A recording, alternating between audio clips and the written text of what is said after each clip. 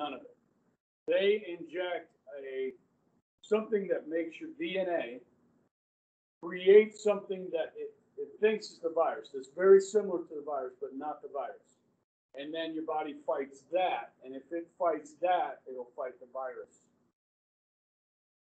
creating the antibodies, which is pretty neat. I mean, and the fact that they did this in less than a year is crazy. So that bodes well, hopefully, for the future of medicine, that they can get your DNA to, like, go do that and then react to that. This is cross-curricular learning, science, and history class. Okay. I heard it was like something with like messenger RNA. Yes, messenger RNA. That's what he said. Yeah. Mm-hmm. Yeah, it's really cool. I thought that'd be kind of. Which makes me feel a little bit better about taking the vaccine. I don't know. Like, I've heard claims that the vaccine cause infertility, and I've also heard that those claims are false. Yeah, there's that's a Pandora's box, opening up that stuff about the different vaccines and the impacts. I mean, I don't even want to really comment on it because it's so divisive. I would say do your own research. I got a buddy that's a chiropractor, and he's totally anti-vax. But my next door neighbor, who I trust with my kids' lives, he's like, yeah, he takes the flu thing every year. Just talks about how it helps build up antibodies, even if they get it wrong. So, okay. So yesterday, I talked about McCarthyism a little bit at the end of the lecture, if you saw it. And this is really interesting information, guys. And so the fact is there were a lot of communists in our government. During the war, after the war, McCarthy's methods were, some of them were unfounded, the way he went about things, but there is a lot of truth to the fact that there were communists in our government, and they were advising the President of the United States. Okay, that's not healthy. Okay, all right, so guys, just let me show you this map real quick. Okay, so when our troops got off the beaches at Normandy, their goal was to take Berlin. I mean, they wrote songs about marching on Berlin. All right, we knew if we took Berlin, the war was over in Europe. Okay, so you can see here, as we come in from France, from Belgium into Germany, the Siegfried line is here, and they're going to try and stop us. We'll break through that. And then they have the Rhine River here, which they can use as a defensive barrier. It could be on the other side of the river because you got to cross the river. They can take out all the bridges. You got to build your own bridges and stuff like that. So once we cross the Rhine, the Germans are collapsing and the Russians are coming in. Now, a decision has to be made about how we're going to end this thing, okay? Who's going to do what? So when we cross the Rhine on March 7th, 1945, German defenses crumble. Eisenhower's got to make a decision. Okay, do we press forward and get into Berlin, into Prague, okay, to kind of hold the Russians back, hold the communists, the Soviets back, okay? Or we could take our time, mop up German forces behind our own lines because we were moving pretty fast, let the Soviets take Berlin and Prague. We would have fewer casualties. Fewer Americans are going to die. But it's going to make it easier for Stalin to impose communism on Eastern Europe. Okay? We choose the latter decision. That is to allow the Russians to take Berlin, capital. Okay? And so these countries, Poland, Czechoslovakia, Hungary, Romania, Bulgaria, Latvia, Lithuania, Estonia, these are all at stake. Churchill tried to warn them. Churchill's a pretty good, judge of character. He predicted what Hitler was going to do, why they chose him to lead the country during the war. And he is saying that we have to stand up to Stalin. Well, they wanted to avoid U.S. casualties. We're going to stop 50 miles west of Berlin. at what's called the Elbe or the Elbe River. Okay, and just a little play on words here. Eastern Europe will go from Nazi tyranny to commie tyranny.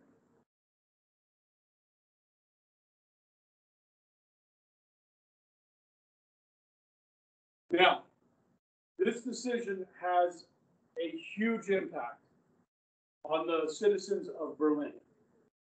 Now, Hitler stayed in Berlin, okay, when the Soviets came in. He was in a bunker. Okay, now I know there's all these documentaries and stories about how Hitler escaped, fled Germany, and so forth. Okay, I don't buy that. Hitler, in his bunker, married his longtime mistress, Eva Braun.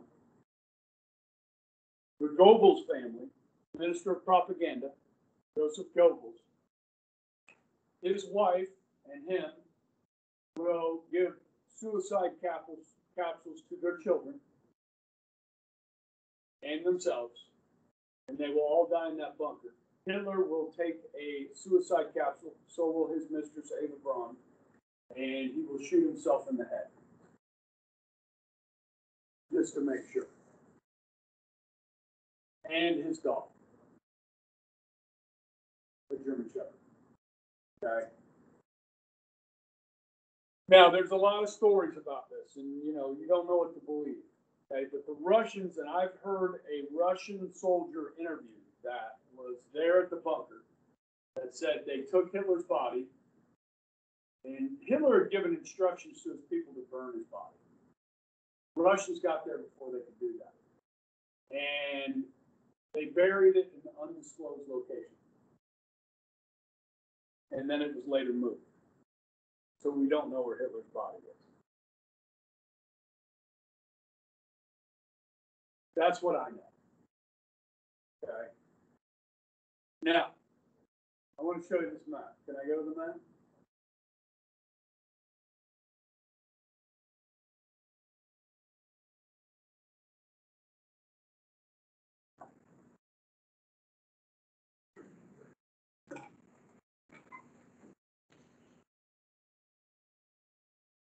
Are you guys going with Nance this summer?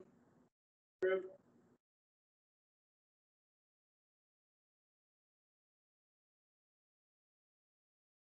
Yeah, my sister got to study abroad, and she basically got to go all the countries that she did. In Europe? Trip, yeah. Nice.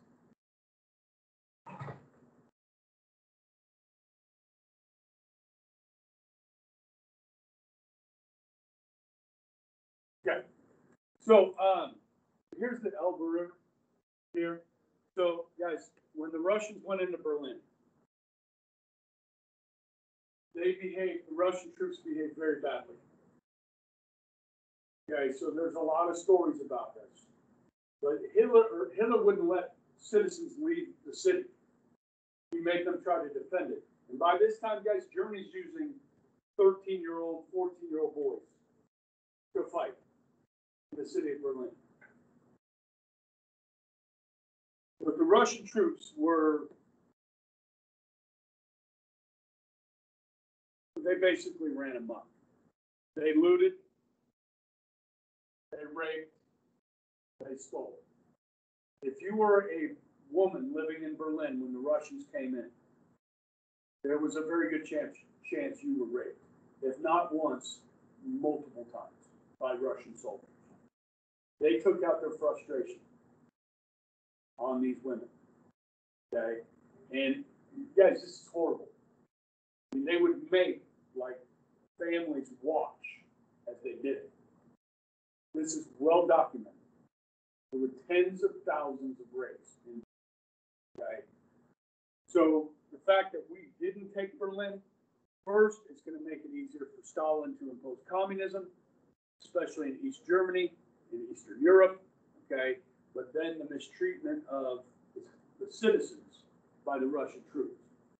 Okay, now, American troops and Soviet troops will meet at this river, okay? And we are allies. So there is a celebration.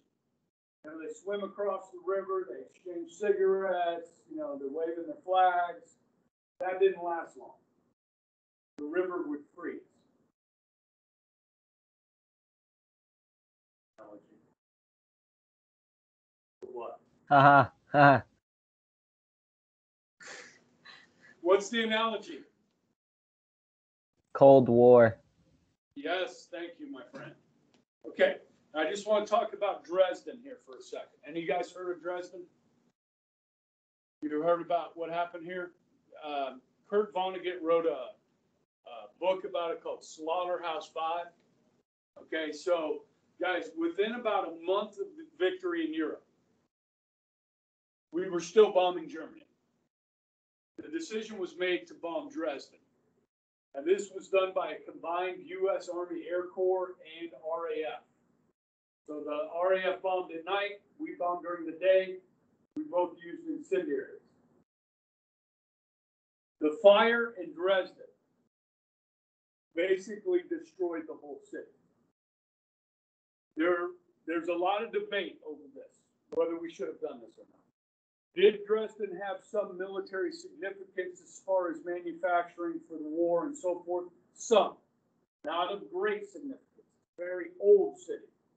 So most of its structures are wooden. So when you use those incendiaries, guys, it's going to burn. And we bombed this city for 48 hours.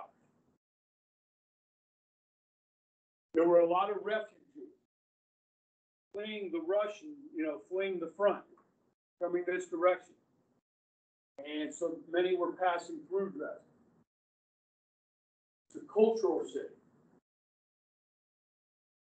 When they found the bodies, tens of thousands of people were going to die. When they found many of the bodies, they did not die from burning to death. They did not die from being hit by bombs. They suffocated to death. Because the fire was so big in Dresden, it was sucking up all the air in the city. There was no oxygen to breathe. Okay? So you just found bodies with no marks or anything on them. You do an autopsy, there's no smoke in the lungs, they suffocate. Okay? This becomes the poster child for the anti-war movement, along with the atomic bomb. Okay, after the war. There's a lot of discussion on this. Now, in that War and Peace class that I used to teach as an elective until they stopped giving it to me, I had students, research this and present to class. And I had multiple students do it and coming down with multiple sides of the opinion of whether we should have done that or not. Okay. Now, one thing Churchill, and he really persisted on doing, when the Russian troops come through here, and we knew they were going to be coming through here, we wanted the Russians to see what our air forces were capable of doing to their cities. They wanted to get frisky with us. Okay, and that was kind of Churchill's message to the Russians. Okay, but you can research that on your own. But I should at least mention what happened in Dresden. Okay. All right, moving forward. Okay, so as the Soviets come in, and the way I like to describe this, once the Red Army comes in, the Red Army doesn't leave for 40 years. Okay. Now, Yugoslavia will be communist after the war, but that will be under Marshal Tito, and he stands up to Stalin and says, look, I'm going to take care of my own self. I don't need your input, Stalin. Okay.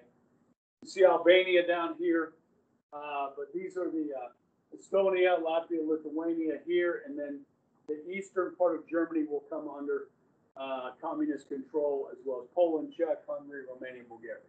Okay. And this is basically what Churchill will later call the Iron Curtain. Okay? I'm not going to get to talk about a lot of this stuff, so I'm just throwing this in. This group of nations will become known as the Warsaw Pact. Okay?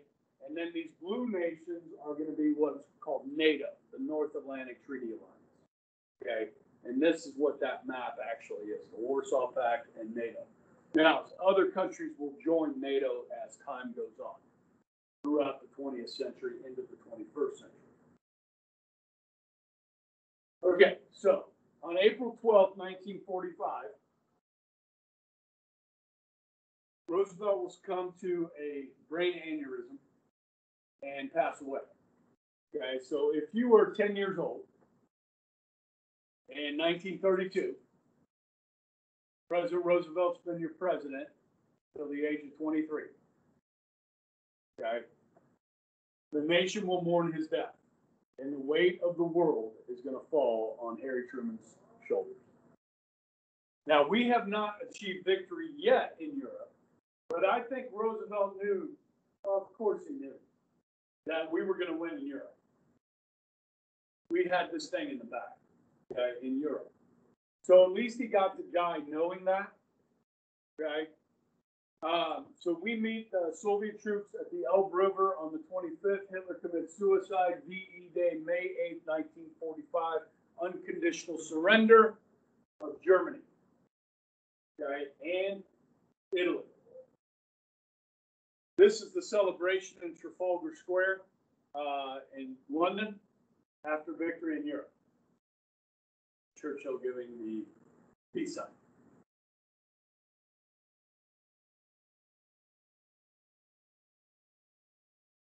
As opposed to the victory sign.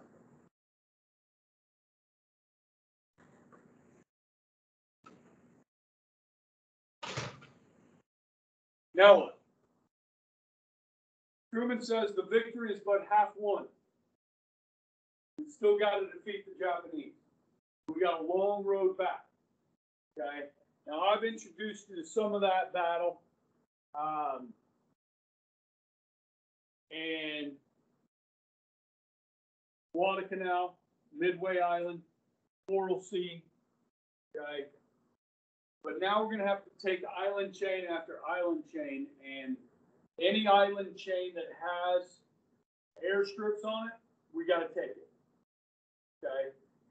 There are some island chains that we will skip over that are not strategically necessary, like Wake Island. And the Americans that were captured there by the Japanese will eventually all be killed by the Japanese.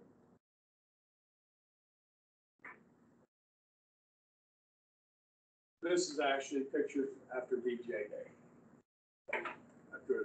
Okay, so who's in charge in the Pacific? Well, we know Admiral Nimitz, okay, of the Navy, but in charge of the Army and the Marines is going to be General Douglas MacArthur, the son of Admiral Arthur MacArthur from Spanish Civil War fame.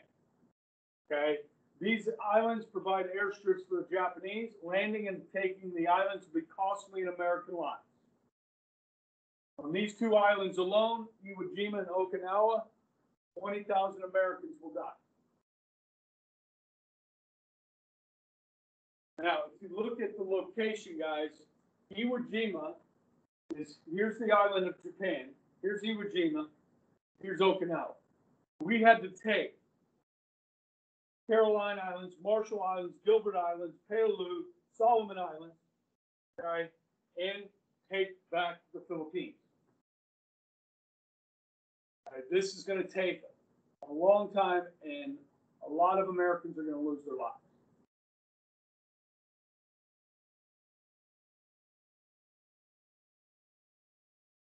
But as we move closer and closer, every island chain we take, we can put our B-17s and now our B-29 bombers, the Super Fortress, the big one at the bottom.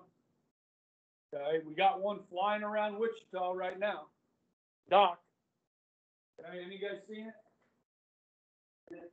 Any guys seen Doc? You seen flying? This plane is awesome. Okay, it's pressurized.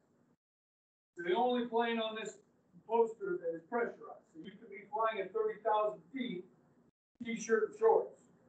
If you're in B-17, you're going to have a bunch of clothes on and a heated suit and oxygen. Okay? This is nice. But what we found out, guys, trying to fly at 30,000 feet over Japan, there's what are called trade winds. Very fast moving winds up that high. And so if you're in a B-29 Super Fortress and you're scooting along, you know, you got the trade winds at your back, you're moving so fast, you can't hit the targets you're trying to hit. And if you're going into those trade winds, you're almost stalling out. So they decided to scrap high-level bombing with these big bombers and go low-level, under 10,000 feet. Okay? If you're under 10,000 feet, guys, you can breathe the air. You go above 10,000 feet, you can't breathe the air. There's not enough oxygen. Okay? That's that little bell that goes off when you're descending or rising in an airplane. Hit 10,000 feet, there'll be a little ding. Did you know that? This is a little more science and history class. Okay. All right, so guys, I'm going to give you a little bit more on these battles. Okay.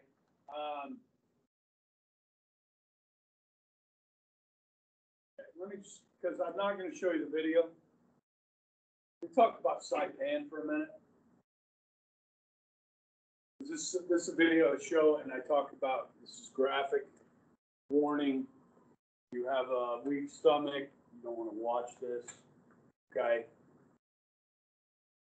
On Saipan and Okinawa, guys, there are indigenous people that live on these islands. On Iwo Jima, there's no people that live there.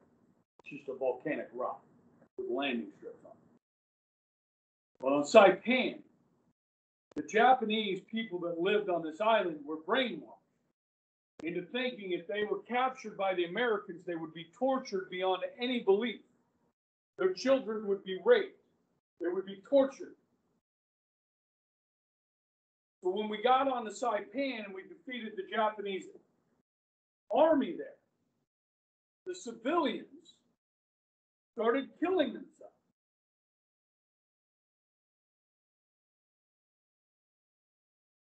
And as a Marine, you're watching this.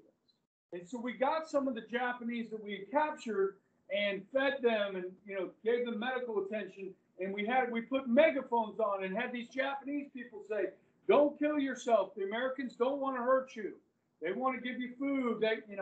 They're loudspeakers. And these Japanese parents are slitting the throats of their children and then jumping off of cliffs. Pregnant women are swimming out to sea to drown themselves. More than 1,000 Japanese civilians killed themselves by jumping off of cliffs at Morpee Point in Saipan. And our soldiers just stood by and watched in horror. On Okinawa, and some of you guys may have seen the movie Hacksaw Ridge about Benjamin Doss, Desmond Doss. At night, guys, the Japanese would attack at night on these islands. So we fired anything that moved. What the Japanese did on Okinawa is they would take Okinawan citizens, civilians, women and children, and they would send them into our lines at night. And as soon as we hear anything, we're shooting at it. We can't see, we're just shooting. So you wake up in the morning, and our soldiers realized what they had done overnight, shooting these women and children, messing with the psyche, the human psyche. It's horrible. Okay? So when we talk about the atomic bomb, you need all the information. You can't just say, well, you can't. You can say whatever you want. Okay? But if you want to make an educated choice about whether we should have used it or not, you need to know the whole story. You watch this video, it's heartbreaking. It's heart-wrenching. Awful. Okay, so we get to these islands, and very few Japanese will surrender. They would rather kill themselves. I think that's good for slide. Come on now. Why are you messing with me? Okay, let's do this. All right, let's start here with Okinawa. Excuse me, Iwo Jima. Now, at the end of this island, there are 3 airstrips. Okay? Guys, we are going to bomb this island from the air and from the Navy. Shell it. For 45 days, we were going to bomb this island. We know the Japanese have over 20,000 troops on this island. Guys, that bombing for 45 days did very little damage because the Japanese were underground. They had tunnels all underneath this island. Hundreds of yards long underground. Okay? They let us come on to the island. So the landing craft like D-Day come onto the island just on the other side of this is Mount Suribachi. Okay? It's a volcanic rock. This is like black sand. Okay? Volcanic sand right here. So we get on the beach, start to come up. The Japanese are not shooting at us. As soon as we get off the beach and start going inland, it's a bloodbath. Machine gun nests everywhere. Okay? Our job is to cut across the island, split it in two. Within 2 days, guys, we had captured this mountain and planted the flag. Okay, that's the famous flag. You guys been to DC, you've been to this, right? Right, this is the Iwo Jima Memorial. Okay, same one as on the picture here. Sorry, got it up there too. Okay, but yeah, that's the largest bronze statue in the world. I've got a little email that, or a little write up about that. I'll send to you guys. You can read it. I usually read it in class. But okay, so we plant the flag, guys. Cheers went up all over the island. The fighting's going to last another 28 days after we planted the flag. Okay, that was not victory. And this is where we start using flamethrowers. You guys, the casualty rates were incredible. This is the worst battle in the history of the United States Marine Corps. Okay, 8,000 men will perish on this island.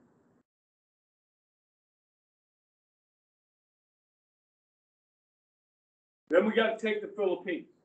Now, guys, I don't know if you know much about the Philippines, but it's got a ton of islands. Okay, it's so many. And the largest naval battle in history is going to take place here, called the Battle of Leyte Gulf. I had a student do that for my War and Peace class. They bit off more than they could chew. That thing, I mean, complicated. So many different ships, so many different navies. Okay, but MacArthur, who fled the Bataan Death March, for those of you guys that did the homework, when we fled, he was told he had to leave. He said, I shall return. He did on October 20th, 1944.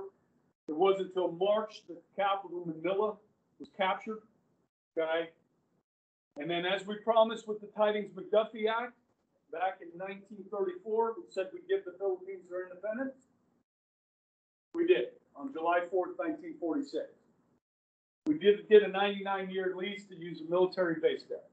We have since been asked to leave and then asked to come back.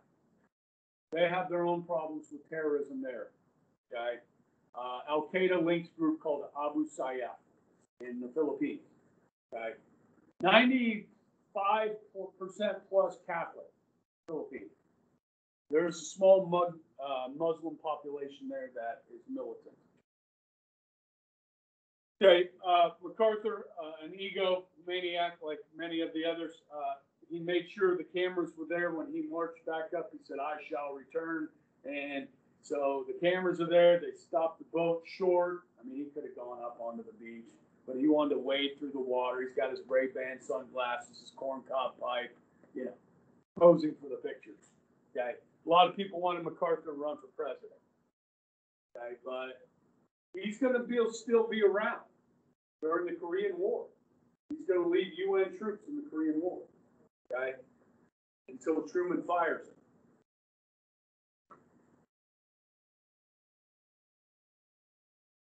On Okinawa, guys, I kind of mentioned it. I don't have a slide on Okinawa, but we lost 12,000 men on Okinawa, okay. It was brutal. And if you haven't seen, what was the name of the movie? Hacksaw Ridge. Highly recommend it. Okay. And really, if you want to learn about the Pacific, watch that HBO documentary or docu-series called The Pacific. It's fabulous. Very violent, though. Okay. All right, so splitting the atom. Now, Riley, behind you on that white piece of paper on the wall, that's been up there all semester. Have you ever read it? Yeah. It is a letter from Albert Einstein, written to Franklin Roosevelt in 1938, warning President Roosevelt that German scientists have proposed it possible to create a chain reaction by splitting the atom and creating a very large weapon with it. So Roosevelt took that to heart, and in 1942 they started the Manhattan Project, which is a major project to build the atomic bomb. They gathered the best scientists in America, best mathematicians, physicists, okay, all together. The leader of the group was a guy named J. Robert Oppenheimer, was in charge of all these really smart people. You know, smart people, none of them have egos, do they? So somebody's got to rally these egos together for this purpose, okay?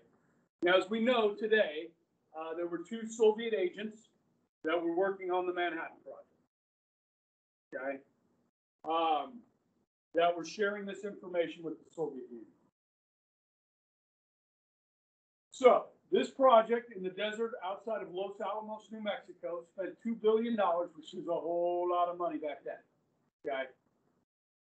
Now, Congress can't tell you where this money's going. You know what I mean? Where are you appropriating this money for? This is why you have $150 toilet seats in the military. This is why you have nuts and bolts that cost $60 a piece. Okay, because they say that's how much it is, and then they use that money for something else. You know, like at Area 51. Where they do secret testing of military technology. Yes? Okay. So, July 16th, 1945, the first bomb, which was nicknamed Trinity, was exploded in the desert of New Mexico. Okay? It worked. Now, at the time, Truman, now guys, listen, Truman did not know about the Manhattan Project until he became president. Actually, like a week after he became president. Stalin knew about the atomic bomb, the Manhattan Project, before our vice president did. So Truman, actually, when we test the first one, is at the Potsdam conference with Churchill and Stalin. Truman, when he got word that this thing worked, they said, "Oh, Truman just like pepped up." You know, he was like, He's walking with a little bit more swagger now. Okay. Now, does he tell Churchill or Stalin about it? No. This is top secret. Okay. Now, we begin warning the Japanese on the 26th to leave the city. Now, listen, we've already been bombing Japan for months. And we're talking about serious bombing, guys. We have bombed Tokyo. Now, if you look up the statistics, the numbers, we killed far more Japanese through conventional bombing than we did with the atomic bomb. The difference with the atomic bomb is that it's instant, and then there's lingering effects of it, radiation. Okay, so, you know, how you look at this, you know, you gather all the facts when you look at this, okay? We told them to flee the cities. We dropped flyers over the cities to leave the cities. We warned the Japanese, you will see fire from the sky, I quote, fire from the sky, unlike ever been seen before. The Japanese do not surrender. On August 6, 1945, we dropped the first bomb on Hiroshima, Japan. 3 days later, Nagasaki. Now, Nagasaki was not the first, or that target that day on the 9th. It was actually the third target. The first target I don't remember the name of the cities, but there was cloud cover. Second target, cloud cover. So they went to Nagasaki, which was the third target. And Nagasaki's in a valley. So when an atomic bomb goes off, guys, there's a firestorm that goes out. That was blocked by these hills. Okay, so the damage at Nagasaki was not as widespread as Hiroshima, which was flat. So what happens is that firestorm goes out, and then the explosion sucks in all the oxygen from the surrounding area, and that's what creates the mushroom cloud. Okay? These are what are called fusion bombs. Excuse me, fission bombs, which split an atom, creating a chain reaction. The hydrogen bomb is a fusion bomb, which is colliding of atoms.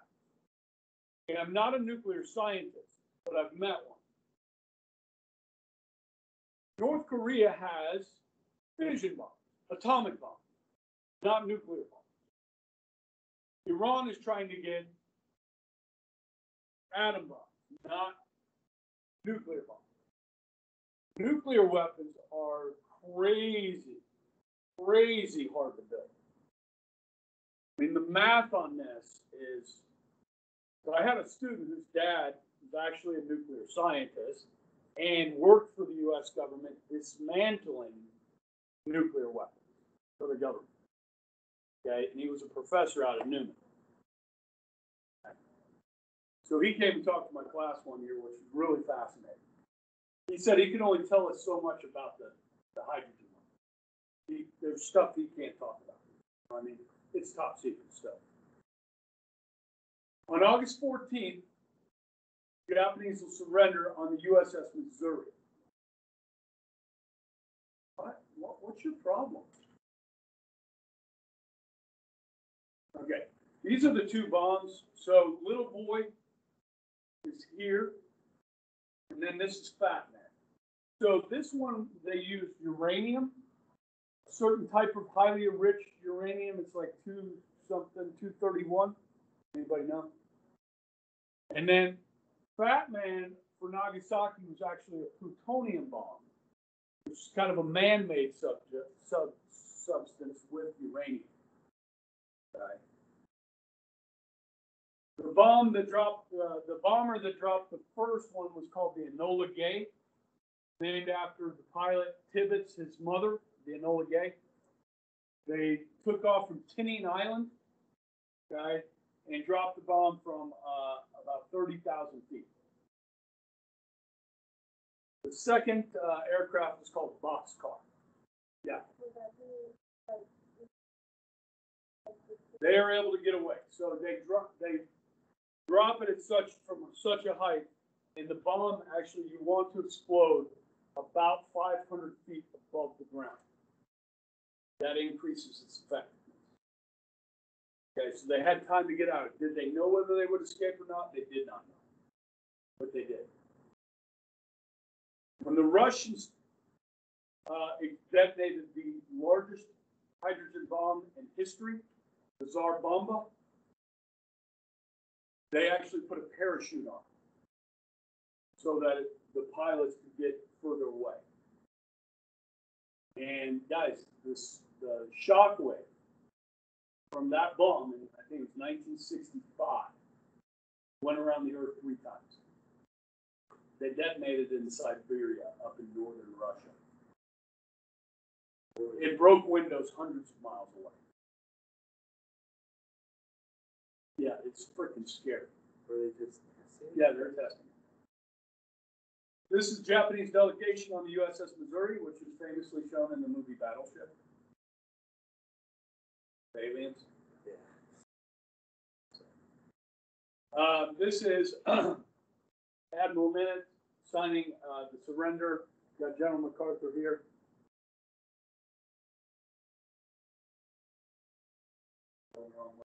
Okay. Celebrations all over the world. Guys, this is a cruise ship filled with American GIs coming home. Okay. They packed them in there like sardines. This is what's the aftermath of the ticker tape parade in New York City after the celebration. The streets were just covered.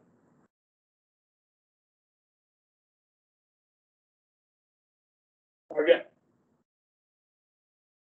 So there is a question on the test about the atomic bomb. Okay, it's the easiest 2-point question you have all year. It's your opinion. Okay. Now, Mr. What's his name with the red hair, curly hair? Mr. Langenfeld. Okay. So I know he teaches about the atomic bomb, and I teach about the atomic bomb. We've had debates about it and so forth. Okay. We've talked about doing a debate in front of like the senior class.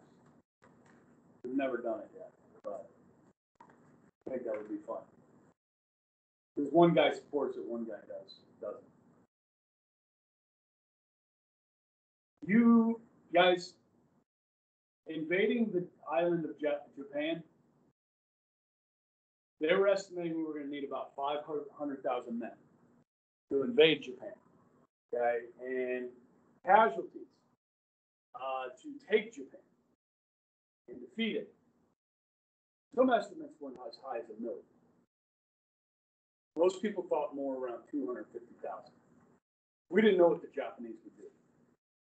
We've seen their behavior on these islands. The second atomic bomb may have not been necessary. The big sticking point was the emperor. We wanted the emperor deposed. We didn't want him to have power in Japan. And the Japanese were like, well, we're going to keep fighting that. So eventually we relented. We allowed the emperor to stay, but he was stripped of power over the government. We wrote the Constitution of Japan for them. MacArthur governed Japan for 5 years to pacify that nation. We helped rebuild that nation. Okay? And made him our friend. So if you look at the world today, the Japanese are one of our closest allies in the world today, without a doubt. Okay, and if you look at their culture today, it's a complete 180 of what it was back then. Okay? All right, so tomorrow, guys, I'm going to teach about stuff that's not on the test. I'll talk about the test at the end of my lecture tomorrow. Okay, and we'll take tests Monday and Tuesday. Good? View sheets on there. Good? Okay. Have a good day.